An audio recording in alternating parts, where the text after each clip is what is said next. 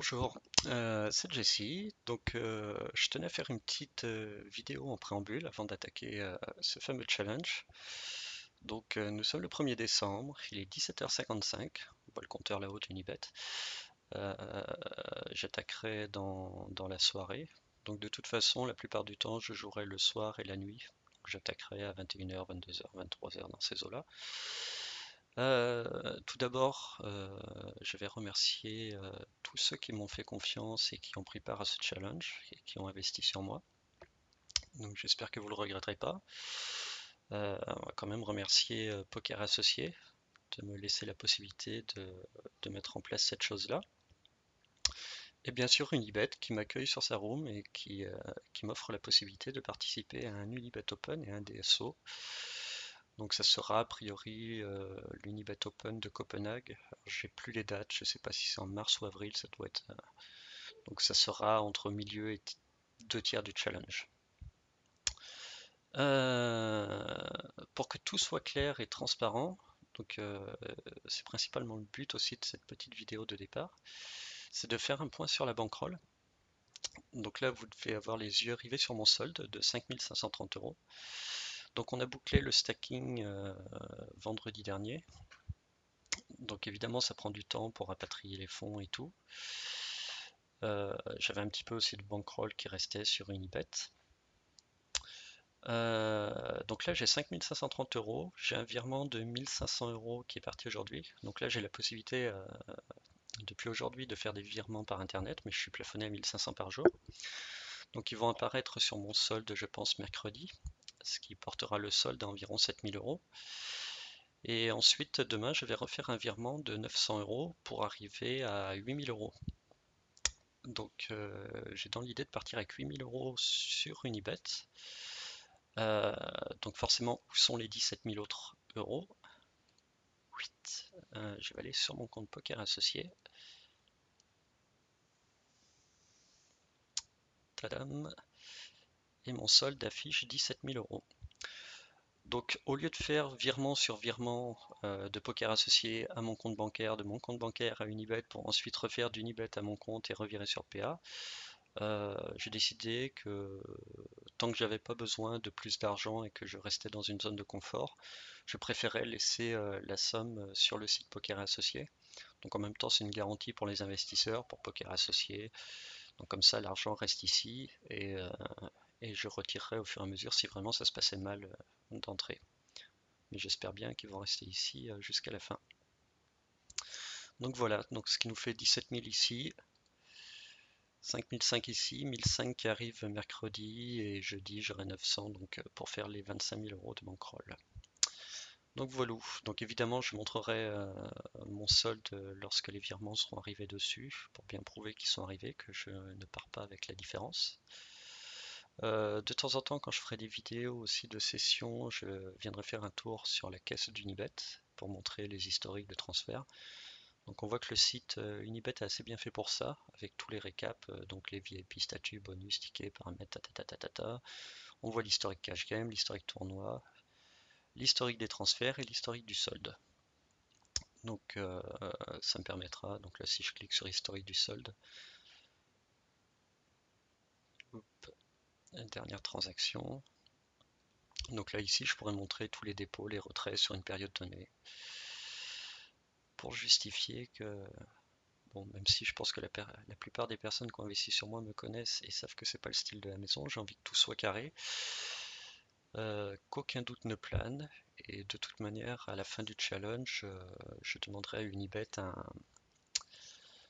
un historique du jeu en cash game sur toute la période de stacking, donc de aujourd'hui jusqu'au, je sais plus, 1er juin, 31 mai, pour avoir un chiffre précis au centime d'euro près. Bon, ensuite, j'aurai mon tracker qui vous informera au fur et à mesure de l'évolution du challenge. Donc voilà. Donc, je vais pas attaquer tout de suite maintenant. Je vais mettre la vidéo en pause et je pense que ce sera pas mal que je me filme, je sais pas, peut-être un petit quart d'heure, 20 minutes pour cette première session. Voilà, à tout à l'heure.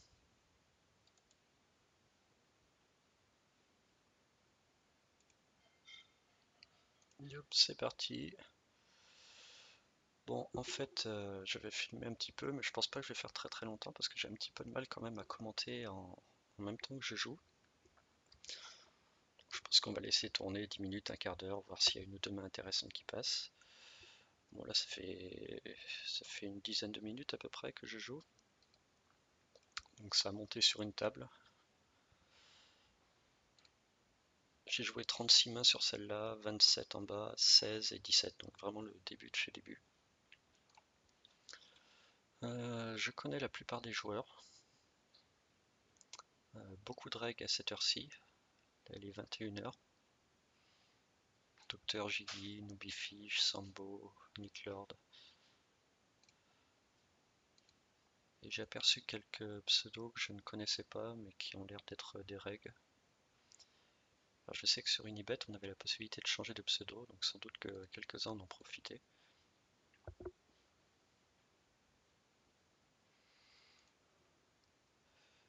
Là pour l'instant, j'ai lancé 4 tables. Je me suis mis en liste d'attente sur 3 autres. Alors As-4-2. C'est bête une fois.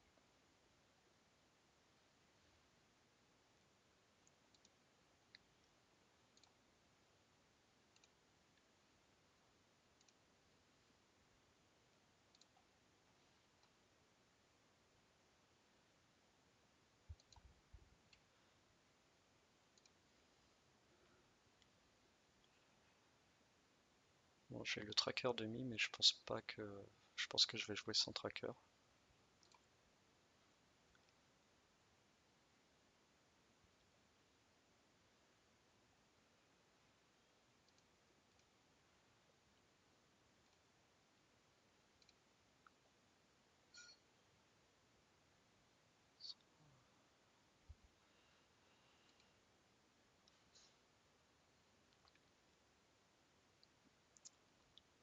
Ça pourrait être une bonne carte à deuxième barrel, mais je m'attends pas à ce qu'il fold un roi non plus. Et encore moins river sur la doublette de l'as.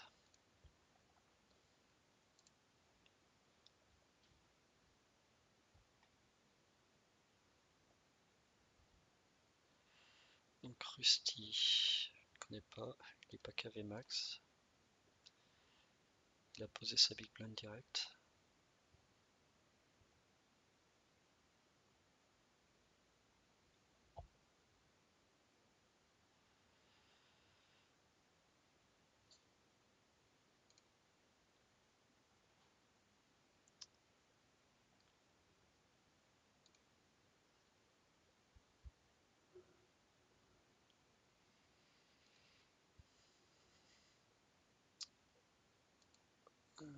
Bon, au fur et à mesure que je vais jouer, je vais prendre des notes sur les joueurs. Pour l'instant, j'ai pas énormément d'infos sur eux. Notamment s'ils défendent beaucoup les blindes, avec quel type de main ils les défendent.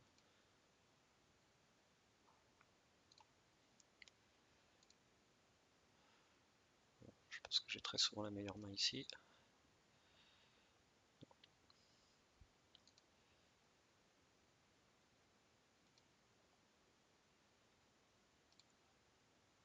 On va fouiller.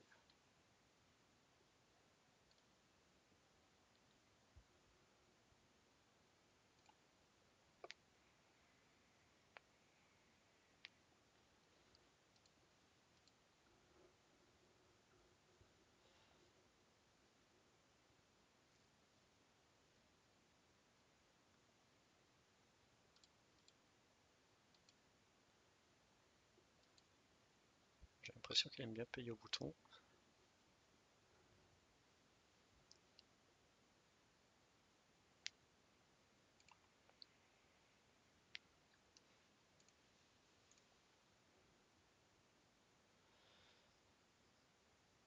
Voilà, ici, là, ça change pas grand chose. Il y a de la value à prendre contre un 10, un 9, un valet dame, etc.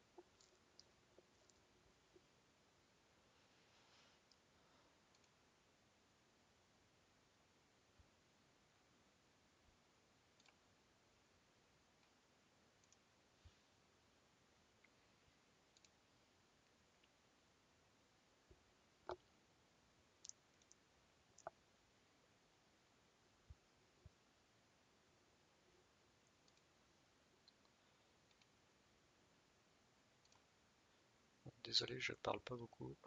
Comme je vous ai dit, c'est pas trop mon truc en direct. Lorsque je ferai des vidéos, je filmerai la session et je la commenterai ensuite. Ce sera beaucoup plus simple à analyser, décortiquer.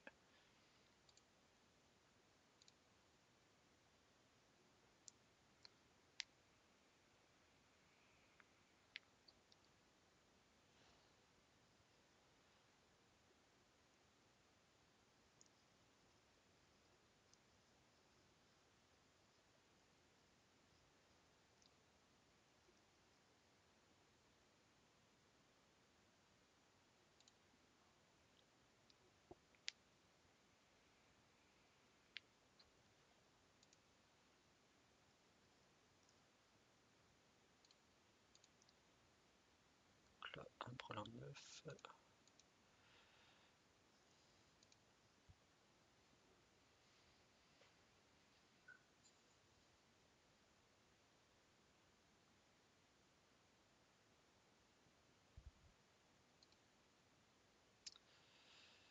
Alors, je peux UTG flat au bouton.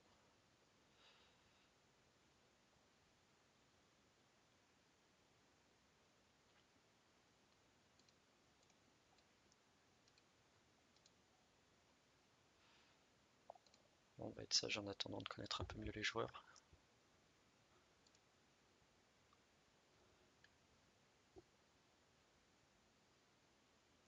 Parce que là, ce pseudo ne me dit rien du tout. Alors sans doute que je le connais sous un autre pseudo.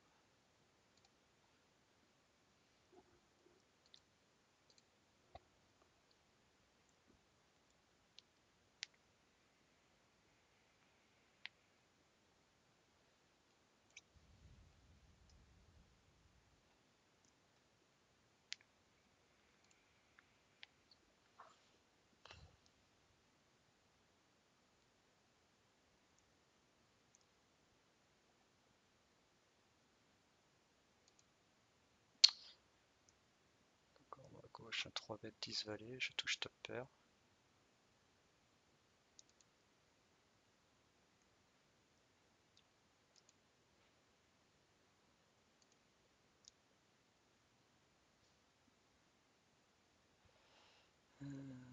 Je open, je touche deuxième paire, je vais quand même 6 bêtes ici en 3 vrai.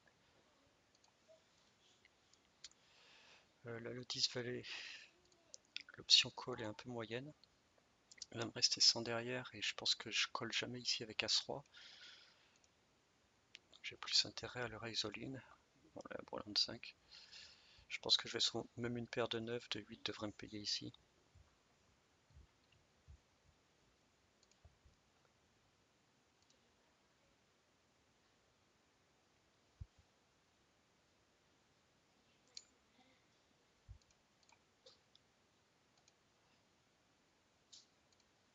À partir du moment où j'ai pris cette line de check call au flop,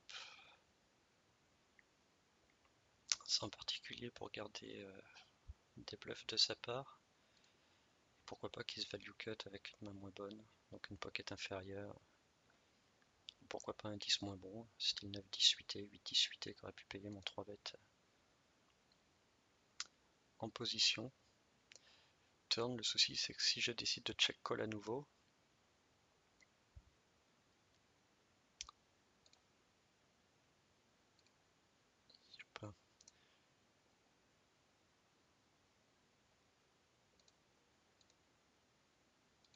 est-ce qu'il va être capable de bluff river? Est-ce que je vais pouvoir trouver un fold ici? C'est un peu compliqué. Une top pair dans un pot 3 bêtes en général, on ne va pas la folder assez facilement. 4-10-8 et...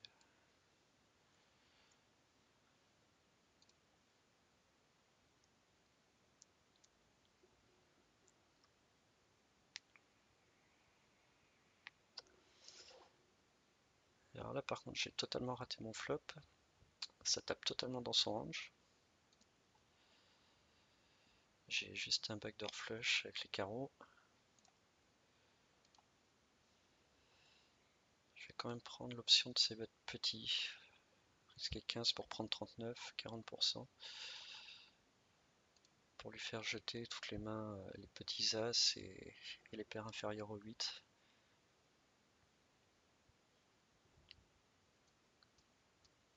ça passe.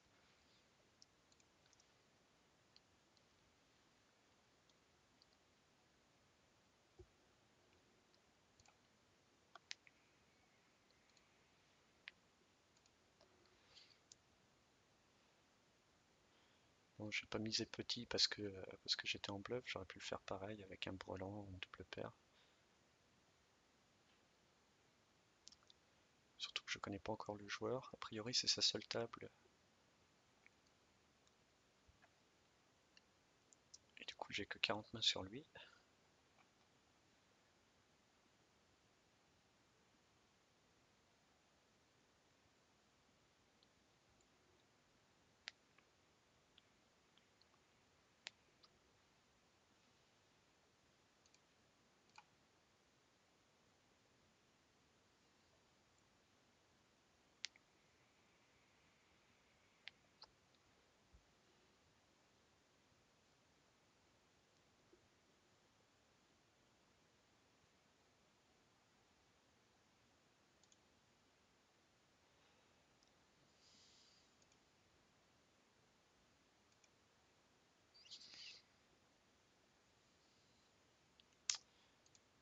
Je m'attends assez souvent à être payé un barrel.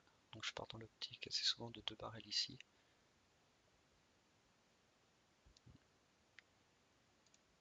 Il n'y aura pas besoin.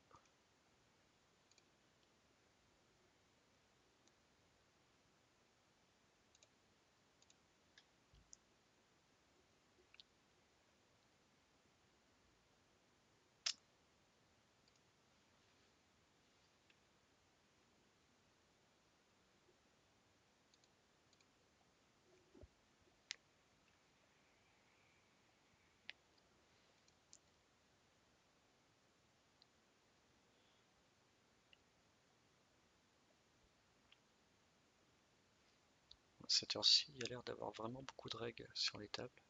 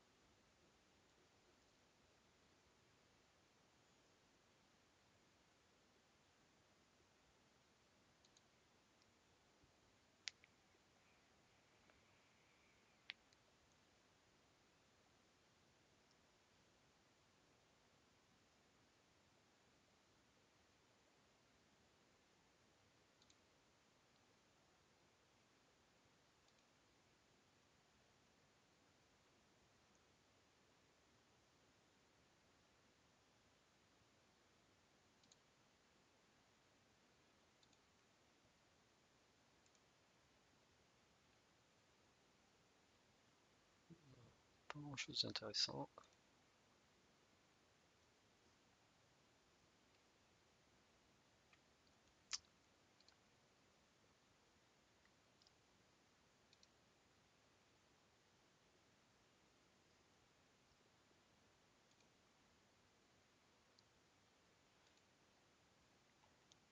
Allez, ouf, on va arrêter là cette petite vidéo. Les prochaines seront totalement différentes. Comme je disais au départ, je filmerai directement la session et je commenterai ensuite. Donc ça permettra d'un peu plus détailler les coups et d'avoir un peu plus de contenu. Et voilà. Donc allons-y, c'est parti pour 4-5 heures de cash game. Allez, à bientôt.